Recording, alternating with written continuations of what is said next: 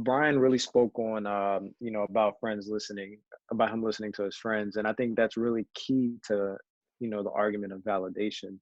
And I think as children, I mean, think about how many children's voice has been silenced.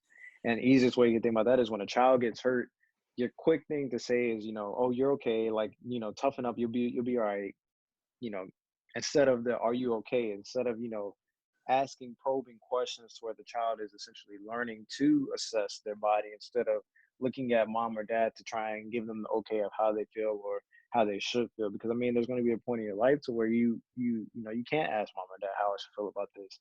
You should know how you feel about it based off of what your body is telling you. And that essentially just leads into parents not being willing to show that compassion in an attempt to prepare their children for a world that doesn't really show compassion. I've always heard saying, this, the world essentially destroys good people, but I mean, is that really a valid excuse? Like, should we be proud of a world that constantly destroys the good people because they don't have a sense of corruption with them, or a sense of you know badness to them per se? Like, you're not the ideal human if you haven't fucked a few people over, if you're not putting your own interests first. Like,